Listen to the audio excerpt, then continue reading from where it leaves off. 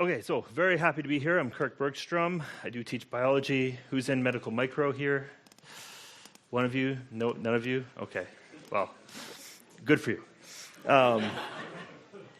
So, Todd asked me not to say anything about the war, so of course I'm going to talk about the war. All I'm going to say about what's going on right now is for you just to be very smart about how you address it, social media, with your friends, colleagues, because there is so much vitriol. Oh, my word. I've never seen it so harsh and hostile, ever.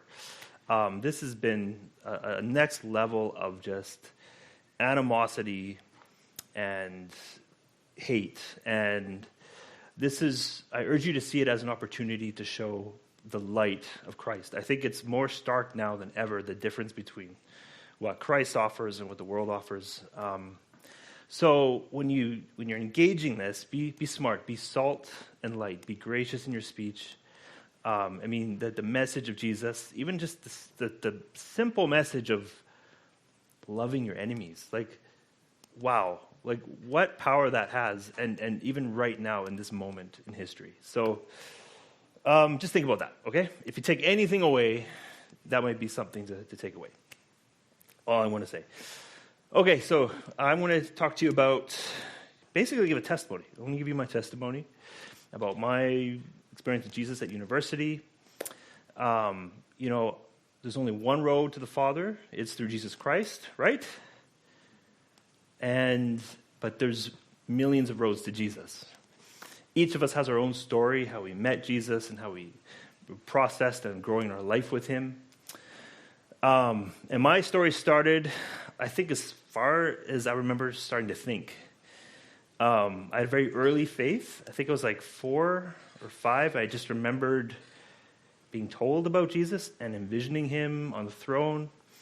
And it's very simple for me to just, submit and just recognize his lordship and leadership, kingship. I just kind of understood that on a level even at that age. But learning to walk with him and grow with him and to become mature and understand what he's all about was basically my journey in life. I knew he was there. I knew he ruled. But walking in obedience was the next challenge. So I'm just going to fast forward right up to university because this is really where I met Christ, where I learned to grow in him and how he revealed himself, how the Lord revealed his will in my life. And it's all through this path of academia. So let me tell you about how I knew what wasn't God's will was through being an electrician. So my dad was an electrical contractor and very, very hardworking man. And he ran his own business. And of course, he would take myself and my older brother along with him. And it was just the most miserable time ever. So you never knew with my dad whether you're going to work for 2 hours or 10 hours. You could never plan your day. Typically, cold Prince George, where I grew up, we're working in places the houses aren't heated. And I'll just say, none of it was fun. Didn't interest me. My brother did interest him. He ended up getting his apprenticeship with my dad. So I was just a different, went a different path. So what would that path be for me? It was always something about school just seemed to resonate with me. And what field to go to? There was always kind of had an inkling towards something to do with biology, something medical related. And so I just kind of, not really thinking through it a lot, just went to a biology program at University of Northern British Columbia. And, love and hate relationship with that, the pressure of school. I know what you guys are going through. You're taking 5 courses and you're just thinking about how am I going to pass this course, let alone pass it with an A. And all those pressures of studying, it was tough. And what I hated most were labs. I hated labs.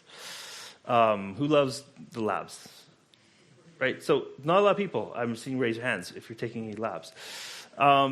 there's something about the lab experience that's just kind of stressful too, right? You're in this class, you have an awkward TA, and you have you're following this protocol, nothing's working, things are breaking.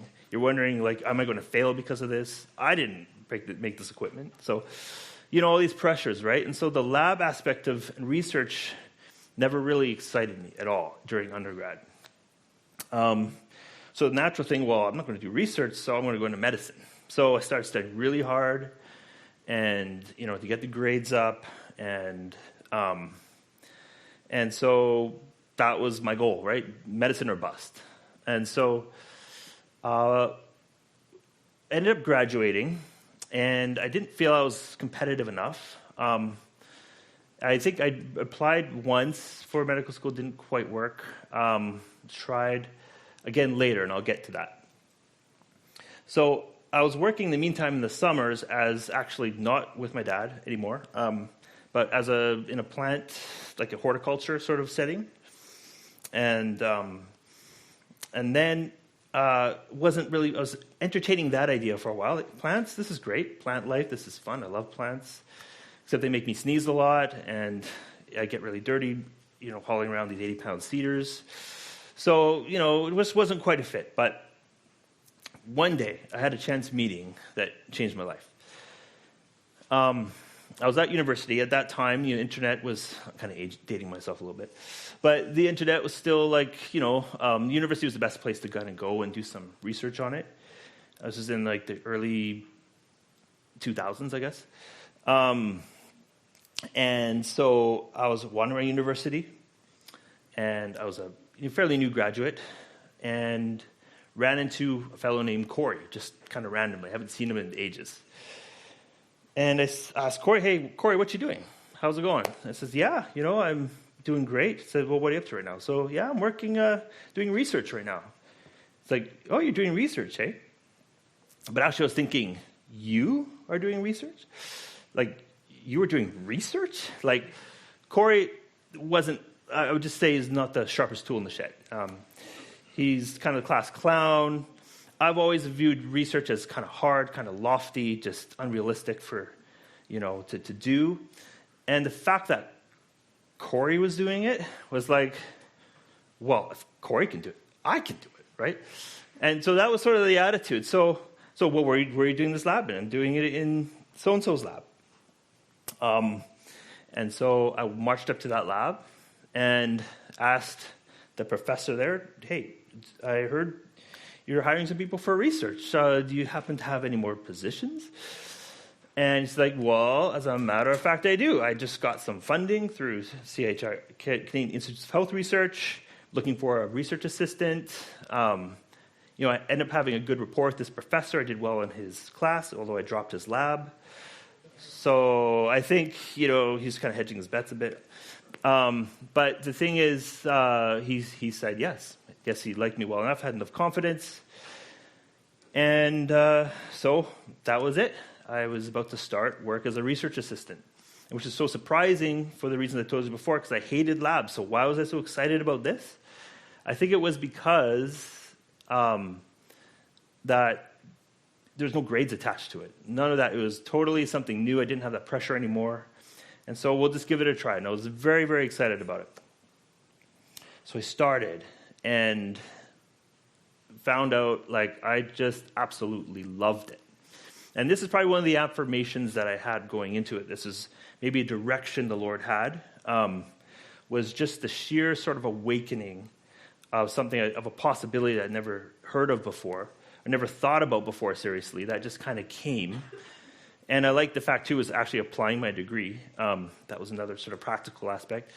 But the fact is, I just kind of just embraced it completely. And there's something about it that just drew me in, resonated with something I never realized before. And I would end up spending a lot of extra hours. He got a lot of volunteer hours for me. I would work sometimes 10, 12-hour days because I just loved being in the lab. I wasn't tired. I would come in, some of the experiments I had to do, I had to grind up rat livers. I loved the smell of the ground up rat livers and just everything about it. It was just yes. And, I'd come in, we had to purify some proteins, some enzymes, and I would come in at 3 a.m. to like adjust the fraction collector. I mean, that's the motivation that I sort of had. I'm not saying like, that's a positive thing per se, but I will say that there was sort of something was going on, right? And I ended up like just really just loving this life of research. Very surprising. And so things went well. It had a bit of a rocky start because I had no idea what I was doing in the lab, but eventually things just took off. And it was a great time too because, we got to see the diversity that comes in science. People come from all walks of life in research, and you can engage people in a lot of different ways. And in the class, or in the lab, we had some other students in there. One was sort of agnostic, one was kind of an atheist, and one was a Muslim. And it was just a great time. We had a lot of great conversations, actually. Like we would go out for lunch together, and sometimes we just talk about whatever, and other times we just found ourselves talking about religion. And we often had some great conversations, and one of the greatest compliments, well, I would call it a compliment, is more of a sign that Christ was working through me, was when one of the more agnostic guys was just like, Kirk, I'm not really a believer, but, if I ever do want to come to Christian, I hope I meet guys like you. And that was like, not to toot my horn, it was more just a sign that Christ was working and he was speaking and doing stuff, right? And there's certain things I did wrong. I wanted to be a light in the lab. I loved the idea of glorifying Christ in the lab. And I would play Christian music in the lab. But that probably wasn't the best idea. A few people got quite upset about that. And so that was kind of the lazy way to do the gospel. I thought, well, I'll just let this music do the work for me, and it's automated. I like it, but really it's not quite, the way it should be. So anyways, I knew this time was coming to an end. It was quite productive, got a great rapport with the professor, but I knew it was temporary. I knew it had to end and it had to go somewhere else. And I thought of 2 directions. One was still medical school, and 2 was doing graduate studies. And so I applied for both and ended up, wrote the MCAT, did meh on that, except on the writing part, I got like an S. So S is just under a T, and like T is like the best. And so the S was interesting to me that like I seemed to like excel at that, but everything else was, it was okay. And the relevance of that is coming later. So got interview, thought I killed it, and also applied for graduate studies at UBC. So fast forward a few months, May comes, and I get 2 letters. The first letter is from medical school. We regret to inform you. I was a bit bummed, total rejection letter. And, at first I was like, I don't know what I'm going to do if I don't get into medical school. But then I got the rejection letter, and I was just like, oh, well, I guess I'm not going to medical school. And then the next day, I got another letter, and it was to admissions to graduate studies at UBC. And for some reason, that was just like exciting. I was excited. I was full of hope, and like, yes. So the next thing was to actually find a lab. And so what was I actually going to do? I had no idea. I was interested in everything. So how do you choose? How do you choose, right? You're investing your life in graduate studies, and you don't want to make the wrong choice, right? And so one thing that stuck on my mind was I have a relative who has a chronic inflammatory disease of the gut called Crohn's disease. It was my cousin, and it hit my cousin quite early and hard. And she was in the hospital when she was like 8 or 9 or 11 for a long time, had surgeries, just in a lot of pain. A lot of childhood was robbed from her from this disease. And I was just like, I want to understand this disease. It's in the gut. And, something about the gut was really interesting to me. I remember even doing in my undergrad a big report on colon cancer. And something about the gut. So I found a lab in Vancouver, a guy named Bruce Valance, studying host bacterial interactions in the gut, and I contacted him and said, hey, I'd like to do some research in your lab. So the question is, okay, what do you want to focus on? And I said, well, what products do you have? And I said, well, there's one project on these cells called goblet cells, and they produce mucus. And I thought, well, this is interesting. So I did more work. What we find is that the mucus is right at the interface of your host and the microbe. It's like right where these two worlds meet. And there's something about that interaction there that just resonated with something inside and say, yes, I want to know everything about this mucus. I just want to do this. This makes so much sense. And so that's what it was, right? So we just started, and I just dove in. And it wasn't long before I got sort of a second and third affirmations that this was the right direction in life. The passion was there. It was strong. The fire was strong. But also, I got a sense of like a confidence and of just like of the project, taking command, taking ownership. Other students didn't really demonstrate that enough, but it was just like it was something given by God to do. And another thing was the ownership didn't just stretch or come at the point of doing the experiments and analyzing the data. It came with writing the papers. There's something about the need to write. I needed to write it myself. I needed to do the research and put it all together. I needed to be in control of all of that. Not in a negative sense, but just I think that was just God's way of saying he's training me how to do this, right? And so, this is great for my supervisor because it's work he doesn't have to do, because the student's doing it, right? So going forward in that, end up getting, some scholarships and things like this to kind of build up my CV. If anything, I was like in a really competitive position for medical school, but at that point I didn't even care. I didn't want to do that. I love the research. So in terms of the faith, like how is I being fueled by the Spirit in this? There is a lot of ways that God was working with me, and He'll work with you in your as well. And it's a lot to do with your Christian community. Like what you have here is very beautiful. I hope you guys really support one another, pray for one another, treat each other as family in Christ, because that's what you are.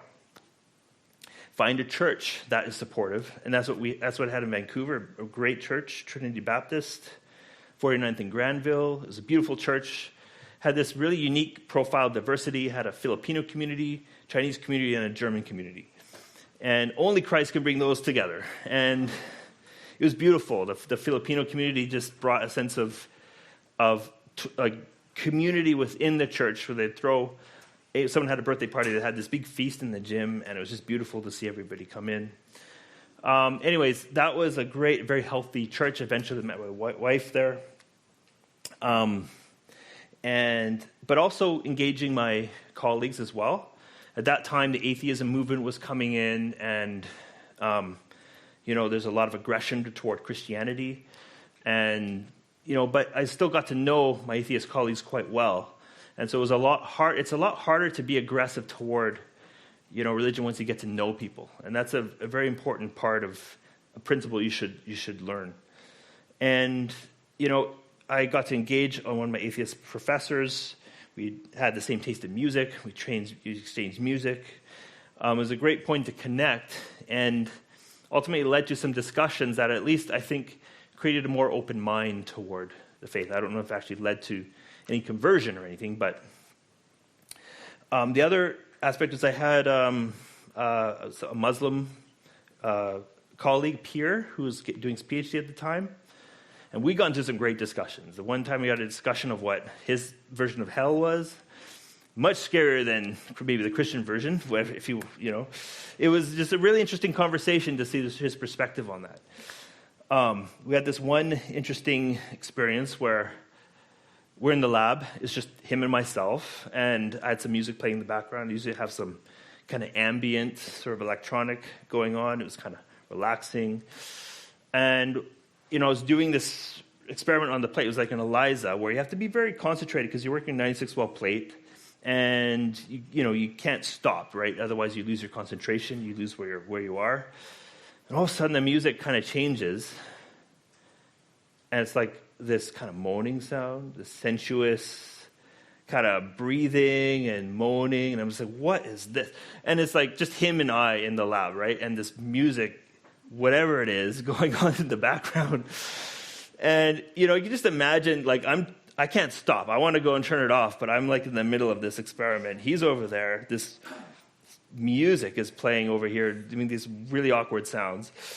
And, eventually I just had to stop and turn it off, and we kind of just had a laugh about it. But, like, that was kind of a, it was actually really funny when I think of it. But what it also was a connecting point, because, like, on many levels, like, we can discuss about, a similar sort of moral convictions, right? And that was a connecting point where we can talk, and we can go beyond our differences and talk about the things that are common. And again, it's a way that opens our minds to one another, and I think it's a way for ultimately the truth of Christ to communicate to his heart. So that was we had some good times that way, and I saw a lot of Christ, his influence in that situation. And so eventually I graduated, okay, and it was a very successful PhD, and I was wanted to go further in the field I was in. And one aspect of the mucus that always intrigued me right from the start was the fact that it's all sugar, mostly sugar. It's like 80% sugar, these sugar chains. And I wanted to know what they're doing. It's like this wonderful forest of different sugars, and they're mixing with the bacteria. And I was wondering what the heck is going on there. This is, the interface. And so I reached out to an investigator in Oklahoma. And with my supervisor's permission, I said, hey, you have this particular mouse line that has a mutation in the gene that controls sugar production on mucus. Do you mind setting that up? Because we want to try that in our infection model.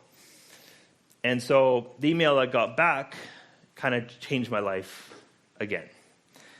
And the email was, yes, I have those mice. I want you to join my lab. And so I'm like, whoa, that's a bit forward. But I looked into his lab, and he was doing some really cool stuff, right?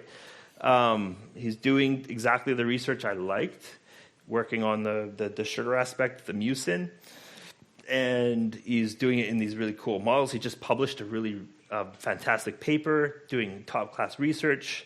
But the only labs in the States doing that, the only problem was it was in Oklahoma. It wasn't in, like, San Francisco, wasn't in New York, right? It was in Oklahoma. So, but you know what? The research was important. So, eventually I said, yeah, I'm interested. And so he wanted me to come down for an interview. Now, at this point, I was dating who was someone going to be my wife, and we're thinking about, okay, well, maybe this is kind of a catalyst to kind of speed things up a little bit. So it wasn't long after that where, says if she's going to come down for this interview, I want her to come down with me. She's going to be part of my future, and I'm part of her future, and we want to see if we like this together. So we got married first, and then we went down. And so we went down for an interview right on the week of our honeymoon, and probably not the best idea. I made it up to her afterward. We went to Paris. But anyways, not a good idea to do a job interview for her. But, the point is that she liked it, right? She liked Oklahoma. That was a good sign that maybe this is a good route to go. And the lab was amazing.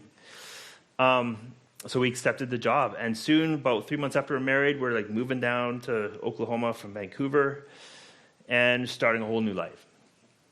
And that entered a season that was probably the most difficult season of my life to date.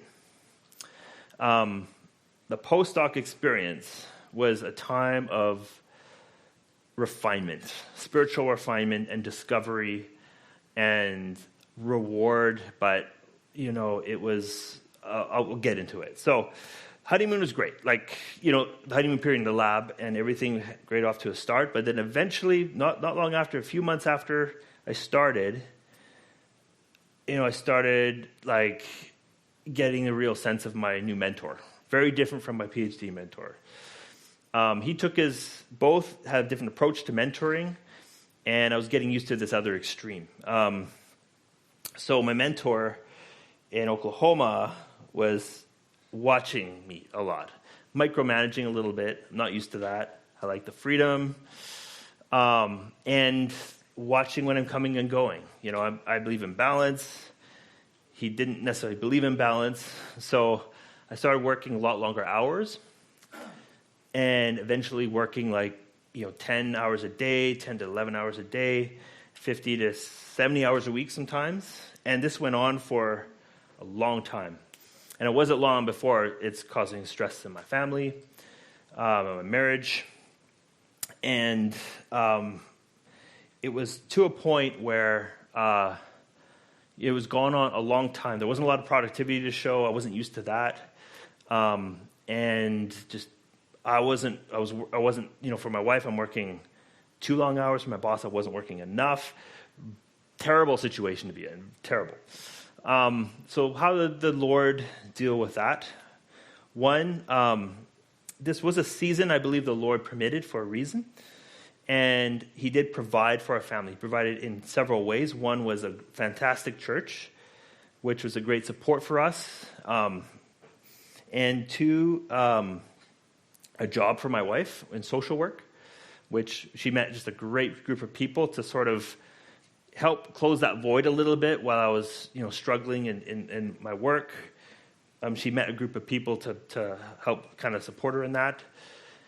And then, those are like the two major things that God put in place to sort of help in the refinement process. But I remember it was years before I ended up publishing again, and I was starting to get very worried, nothing to show for it, and more harsh treatment, and but not necessarily, it was good. There's a lot of good things happening, but this is where the stuff started happening, because I didn't know what to do. I would go off and pray and say, Lord, I don't know where this career is going. Have I just wasted 4 years of my life? I don't even know where this job is going to go. I mean, my parents are getting older. My brothers moved to Sweden. They're going to be all alone. I don't know where this is all going. And it wasn't clear at all. And so how I responded to that was not just always frustration, but the Lord gave a vision to me. And it was one that you're in a battle. And I'm a warrior in this battle. He is the king, and he's going to win this battle. And I remember just thinking, keep on fighting. And you keep on fighting by just keep on working hard, and trusting him to win the battle. So what this awakened in me was something new that I never experienced before. And it was just a sense of true worship. I would go to church, and before I would just kind of sing the songs, and I was reverent, but this time was different. In the spirit of complete hopelessness, suffering, I saw something different. I saw myself in a battle and the king fighting. And I would close my eyes. I'd start to worship. I'd hear songs, and for the first time, I'd raise my hand, just in praise, because I'm seeing the king in battle. And I looked around me, and nobody's doing that in church. So I closed my eyes, and I would imagine everybody else raising their hands in the king. We're all raising it together, fighting together. And the vision caused me just to be even more free to do that. And so I began just to worship in a much deeper way, much real way than I ever had in my life. And my relationship with God grew. I grew in maturity, grew in all sorts of ways. My awareness of who he is, my own humility, and my reliance on him in every single aspect of my life. And it wasn't long after that where I finally started to see the fruits of those hard years of labor. So how did the Lord honor that? First thing was I ended up publishing 3 papers, pretty good journals, quite close together, so productivity shot up. We had to write a grant. My boss told me, if this whole grant stands on you. If you don't do on this grant, we're not going to get funded. So no pressure there, right? So we wrote this grant together, but I really took charge of a lot of it. And I remember the night before it was due, this is $1 million grant. And the idea here is you submit and they hate it, or they don't hate it, but they want revisions and you have a second and third round. So I finished, I spent all night on it and then gave it to my boss and he finalized stuff and then we submitted and we had to wait. So fast forward a few months later, I'm in the lunchroom and by myself and my boss comes in and he shuts the door. I'm like, oh, what now, right? He comes up to me and he gives me a hug. He says, Kirk, the grant was funded. It's in fundable range, first round.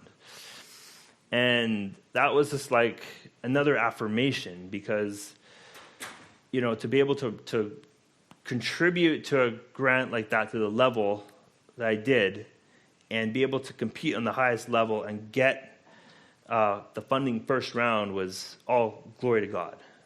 Because I prayed to him, relied on him, and, I just got my head down and got to work and let his faithfulness work through that, let him do the battle and give me the abilities and the strengths and the thoughts to do the work. So that was super encouraging. And then we came up with a discovery that would change the whole mucus field on its head. Now, I know it's blowing you guys away right now. But mucus is big business in the gut, right? Without mucus, you're hooped. Inflammation, cancer, infection, this is really important. But how we understand it is we basically came with an observation that flipped it on its head. And at that point, when we came up with that, it just completely catalyzed a whole new avenue of research that led to one of the most fruitful, exciting, productive seasons of my life. Learning new techniques, new skills, because we had to prove this. We had to come up with creative ways to prove it. And one day my boss says, where are we going to submit this? And usually I argue with him a little bit, we should submit it here. And it's a waste of time. We're never going to do it there. Why don't we just submit it here and they'll accept it better, easier, faster. We get this thing done. So I said, I think we should submit it to the journal Science. And I was just like, yeah, I think we should. And it was just this agreement. And there's something about this ridiculous idea to submit to one of the top journals in the world. But we just knew that we had a shot because it was that, significant. And so we just worked our butts off and we did all this really cool stuff. I was gaining new skills. I was training some other students. I had an awesome teammate named Dylan, another postdoc there I was training with, and we're just working together. It was really, really exciting. And long story short, it ended up going through, and massive glory to God for that, because that could have easily gone south, and we could have got scooped and all this other stuff. But what also happened during that time, before I was done, is that I got an email through a messenger from a Facebook friend saying, hey, a job has opened up at UBC Okanagan. I want you to apply. Why don't you apply for it? Now, this was incredible because the person who did this was an old colleague from way back when I was doing my PhD who knew me. And something to do with my impression I made at the time was enough for that person to remember, to actually apply for the job, 10 years later. But the other thing, too, was it came at such a bad time, right? This invitation, I'm like, I don't know if I can do this because I don't have, I don't have enough big papers yet. I don't think I'm competitive enough yet. I don't think I even have a shot at this because anything you know about academia, these positions are rare, they're super competitive, and it is hard to get a job like this. And so I was about to say no, or at least maybe I'll try again next year. But something was in me was no, try now, try right now. So I dropped everything, And to my amazement, my boss was supportive of this, and because we had this big project we're doing, and I applied for the job and got an interview, and eventually got the call to an offer to come up here. Why this was remarkable wasn't because of the fact that it was competitive enough to get this, but it was also remarkable because this is the city where my parents live. So,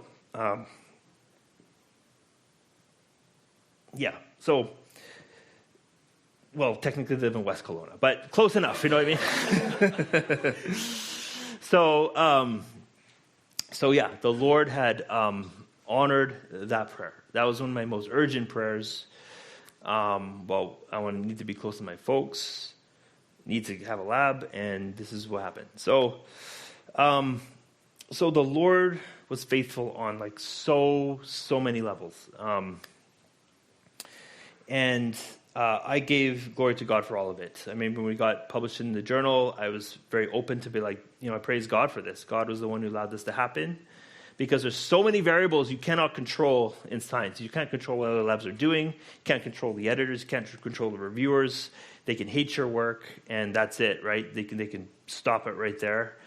All those barriers God had knocked down, so to let this finding happen and be published. So this is where I am now, and I've seen God's faithfulness. I know Him. I want you guys to know Him and know that when you go through difficult seasons, you just be patient, keep working, and worship God, and continue to glorify Him and put your hope and faith in Him, and don't give up. And right now it's a new season, and there's new challenges, a whole whack of new challenges. Nothing can really... I feel like all that training I got from my mentor, he wasn't underestimating the challenges of academia. And what I thought was harsh at the time, he was actually training me for the trials I would face later on right now as a pre-tenure professor, which is something like just beyond what I ever expected. And so I'm in that same season again of trusting the Lord and fighting, and there's a lot of areas where I'm really excited to see what He's going to do, because I've seen Him work in the past, and I'm just extremely hopeful for the future. So I guess, that's where I am right now. And I just really hope, when you guys, you're coming at your life now where these sorts of circumstances are going to happen to you, right? To varying degrees. But I hope that my story gives some bit of clarity when you guys are experiencing what you're experiencing, and gives you some hope and encouragement when you face those things. So I'll just open up the floor right now to any questions or anything you want clarification on, and I'm happy to entertain those. Yeah. So when you were, before you got married to your wife, right? Yeah. Let's say hypothetically there's a young man in this room, right? Who's also thinking about getting married one day. Right. Yeah, there's likely going to happen. Yeah. What kind of things should he be looking for in a potential wife? Right. Before the proposal to marriage. Yeah. I honestly, that's a good question. I think one of the smartest things you can do is marry a believer, a mature believer, who you guys are equally convicted on who Jesus Christ is and understand what His role is in your lives. I think that's the first thing. And two, make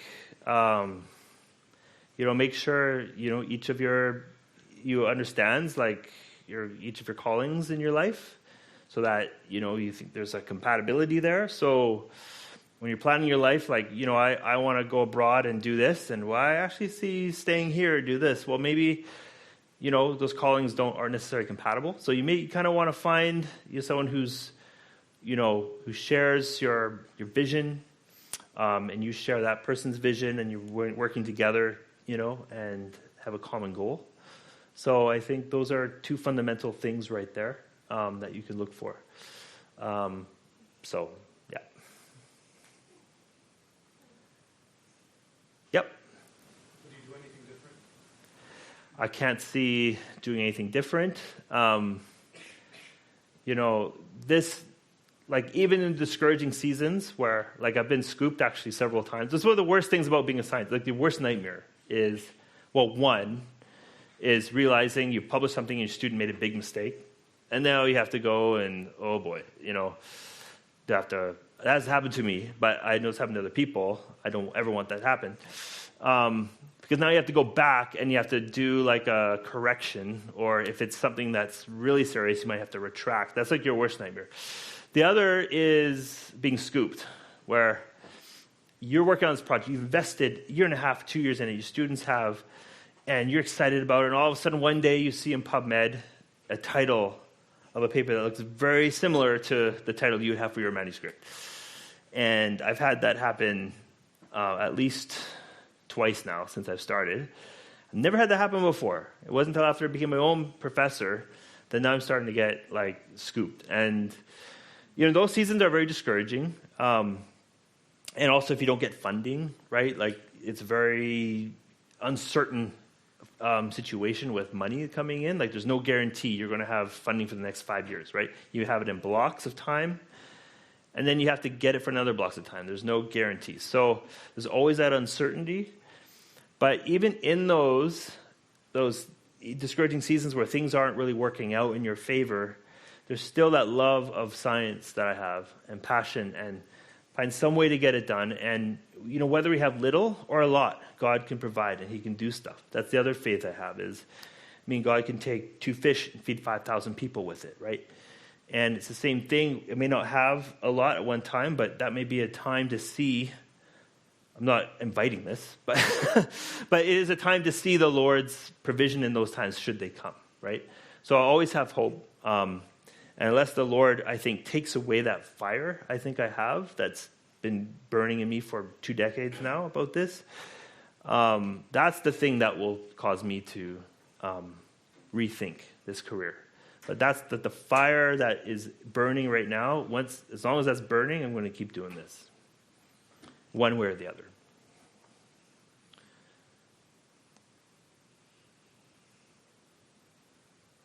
Yeah. How do you deal with being a faithful Christian in a very secular department at a very secular university? How do you walk as a light and be a salt to your colleagues? That's an awesome question. University has a mandate. I can't go around and preach the gospel as a professor. In this situation, I can, right? Because we're Christians and this is what it is. But in a classroom or even, in those I can't. But there's ways to be a light, and especially to my colleagues as well.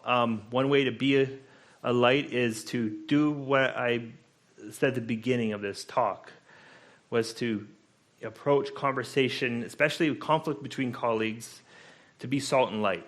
There's been often times where there has been conflict between myself and some of my colleagues. We had different perspectives on things. And then you have an irate email, and then you want to react very reactionary.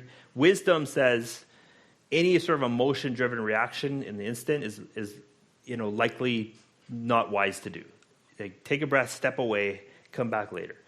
And what I would do, I would do that, and then I would respond in an email that is very gracious. And even if it involves multiple people, I would respond in a way that uplifts other people, and it promotes peace.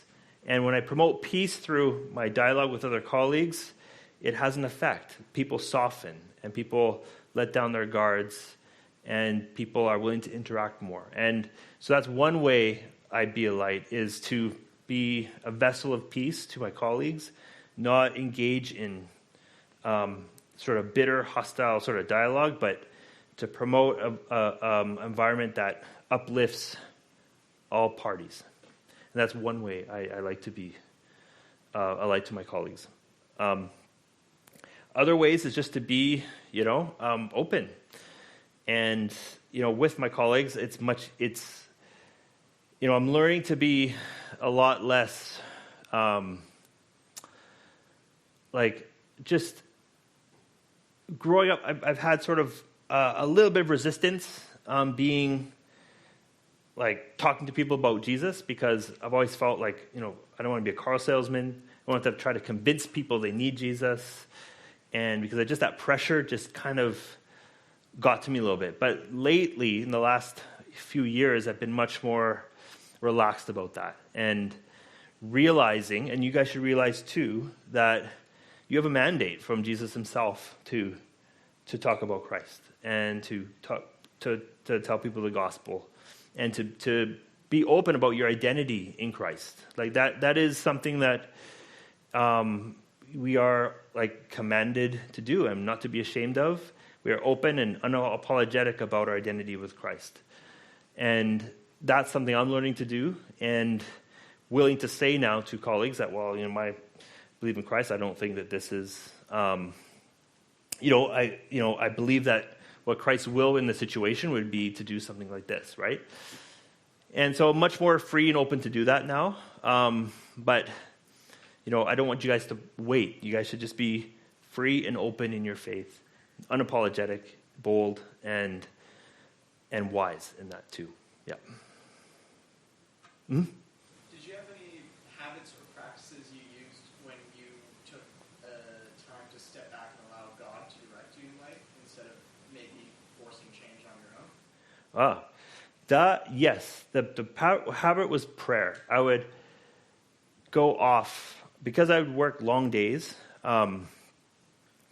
Sometimes I would just have to take a break from the bench, and I would go off and I would pray.